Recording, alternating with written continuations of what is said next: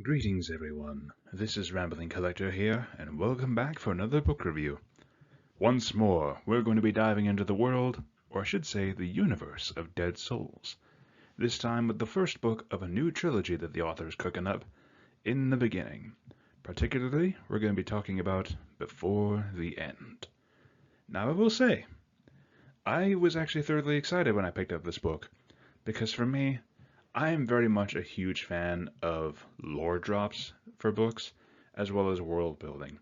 I love it whenever sometimes you get a breather from the main story, or at least you get a book that expands upon the lore of a world. Such as, for instance, with the Fire and Blood duology being done by George R. R. Martin, or of course the World of Ice and Fire book by him as well. But some other good examples I would say would include the two anthology books done by Jim Butcher. Now, all these works, what they do is that while they may not add a whole lot to the plot, overall they make for some amazing world building and great character growth in some cases. Honestly, Fire and Blood to me was a really amazing example of building up the history of a fictional world. And the side stories, or side jobs for Dresden Files also made for a really cool way to introduce some of the more funnier side cases, I'd say, that Harry has to deal with on a regular basis outside of the main conflicts that he deals with. And in some cases, they're funny. Other times, they're wholesome. It's kind of a mixed crock-pot bag.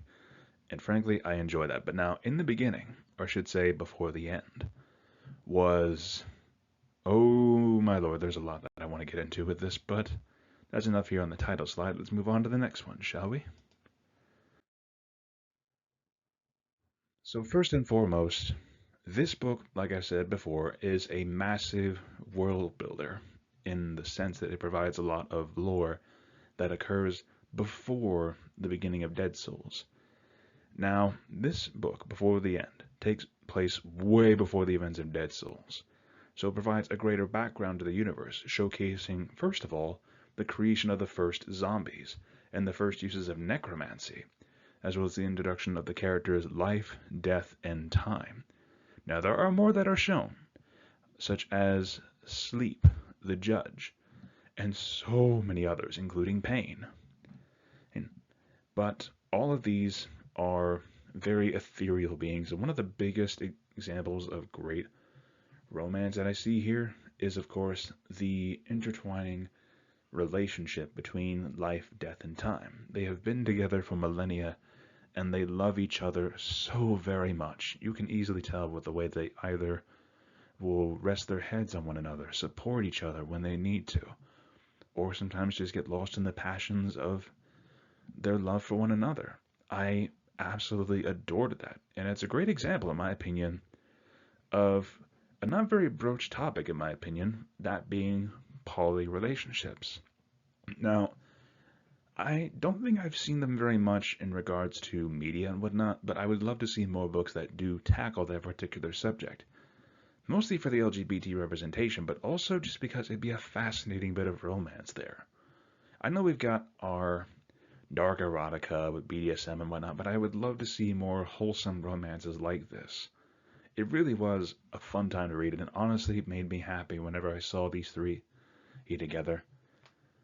And honestly, I love how the three of them keep each other in balance in a sense. They have their roles that they play in the making of the universe, as well as the creation of their world, and I thoroughly enjoyed how they kept each other in balance. But more than that, going forward, like I mentioned, this also goes into the creation of the first zombies and the first uses of necromancy.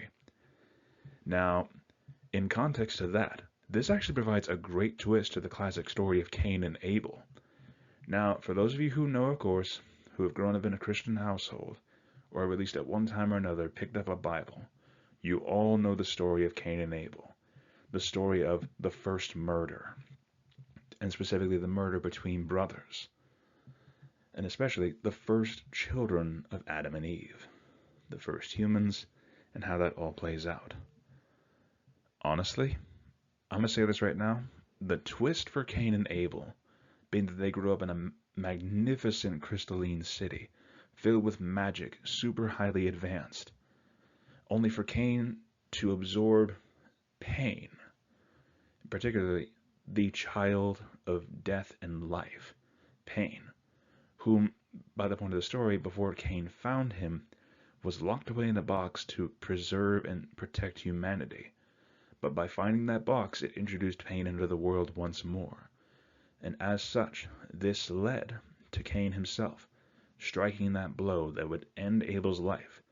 But it would not be the end. Somehow, some way, one of the priestesses of the Temple of Life and Death, Guinevere, manages to bring back Abel, making him the first resurrected human being and, in context, the first ever zombie. And because of this, it provides a really great twist to that story. Because we've all seen what happens with Cain. He gets punished by God, but eventually he does manage to start a family of his own.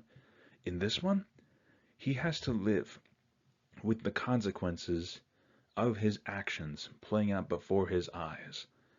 So it is not just both of these characters going through great changes physically and emotionally, but Cain himself has to constantly live with the guilt every time he looks at Abel's walking, half-living body, wandering around healthy and happy. He has to live with that guilt that he killed his own brother and brought him to this state. Imagine that for a second. Like, you have that physical reminder of the actions you took and the consequences of that just standing right in front of you, walking and breathing as if nothing had ever happened. But you know the truth. The guilt of that will eat a person alive, and we see that with Cain. And I was enthralled every time I saw this, just the angst that Cain went through, seeing his brother like this. And everyone can tell that this is wrong. Something is fundamentally wrong with Abel, the further the story goes. They all know this, but they try to ignore it, to push past it, to enjoy the fact that Abel is still among the world of the living. But there are always consequences when you play a god, especially when it comes to life and death, and you start encroaching on death's territory. But speaking of death, the future romance between Death and the priestess Guinevere was honestly incredibly sweet and gave me such Hades and Persephone vibes. Like, I am not even kidding. When I realized what this reminded me of like Hades and Persephone, I'm like, oh, that's why I love this so much. And for those of you wondering, no, I have not read Lore Olympus yet. I did, however, read one that was called Persephone Hades Torment. Honestly, I loved that one. It was really sweet and wholesome. And I love how the Hades and Persephone relationship has been further delved into in these newer webtoons and comics to kind of like flesh them out a little more, because the original Greek myth does go into essentially a kidnapping, which is honestly not as great. Let's be real here. But when you look at it and you realize that Hades and Persephone basically have the most stable relationship of all the Greek gods from Greek mythology, it tends to shine more of a spotlight on Hades in that regard, simply because of that. The fact that he and his wife Persephone had a very stable and harmonious relationship. And frankly, seeing that chemistry build between Death and Guinevere, where Guinevere challenged Death right to his face, saying, "You always take away souls. Why shouldn't I guarantee them a few more years of life?" To which Death understands the consequences of what exactly is going on, but Guinevere does not. Because she doesn't know Death. And that is a constant recurring theme we see throughout the book, is that people do not know Death and therefore fear him because of it. And that fear leads to corruption, which then leads to chaos and misery. And seeing Guinevere come to terms with that, to fully learning to understand Death as a character, as a person, not just as this ethereal being, but as the person that he is, seeing how much he cares. I loved that so much. But let's move on now, shall we? So, for my thoughts on this book, seeing the gradual changes and the constant fall of humanity and how this story ends, it really pulled me in. I'm not even going to lie there. And honestly, I'm very curious to see more for this trilogy. I really am honestly curious to learn how more of the species that we will see here, how they came to be. The vampires, there's the werewolves, and more besides that. The zombies, seeing their origins here, actually really surprised me, especially seeing them in the first city. Eddie, seeing the first human beings, Cain, Abel, Adam, and Eve, all playing their parts here throughout the story. I thoroughly loved that twist on a well-known Christian tale. I loved that. And I'm honestly curious to see more of what's going to happen next for this trilogy, especially how it's going to build the world that we will know in the Dead Souls universe. I'm thoroughly excited for that, to be completely honest with you. World building for me is always a must in any kind of major fantasy genre, or major fantasy series, I should say. Because while it sometimes can work to where you'll have more questions and you'll start speculation and all that stuff, sometimes having that concrete history written right in front of you makes for a really interesting way to kind of immerse yourself further into this world, to learn more about it.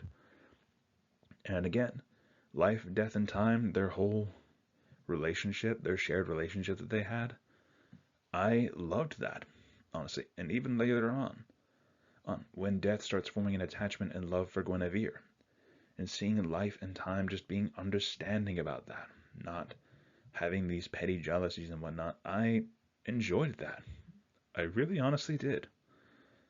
So because of that, I would definitely recommend this as a pickup if you're looking for something wholesome like that, but also if you're just looking for a really interesting story and a twist on Cain and Abel. But I think I've sung this book's praises long enough, and you all should obviously know what the score is going to be.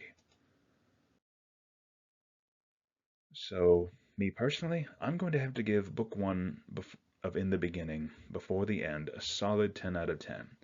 Mostly for the originality of it. It provides a fresh new look into this universe for Dead Souls, and it leaves me hungry for more, no pun intended. Now, if you want something that is a classic spin on the tale of Cain and Abel, as well as just seeing zombies represented as the major horror villain or monster, or rather than vampires and werewolves, if you just want to see zombies take the center stage, then please, by all means, pick up this book. I guarantee it, you will not be disappointed at all. Now, for those of you who are curious to learn more about this author and their works, I do have a playlist here on this channel, because, let's face it, I've been reviewing all of their works since the very beginning, and quite frankly, seeing them evolve as a writer has been a very rewarding experience, in my personal opinion. And the sheer amount of ideas that they've had for this universe is astounding to me. In the beginning, this entire trilogy just showcases that. The promise of unique stories that will take place in this universe. And I'm honestly eager to see more. But again, if you want to learn more about this author, there is a playlist of all my reviews of their works thus far on this channel, which I will leave at the end of the video. Or if you're curious to check out some of the other books that I've covered on this channel, I will leave a link to that playlist as well. Once again, thank you all so much for listening to this crazy book nerd's ramblings, and I hope to see you all in the next video. If you did like this video, feel free to leave a like, comment your thoughts down below, and subscribe if you're curious for more. Now, this is Rambling Collector, signing off for now, and I will see you all in the next video. Have a great day, fellow readers.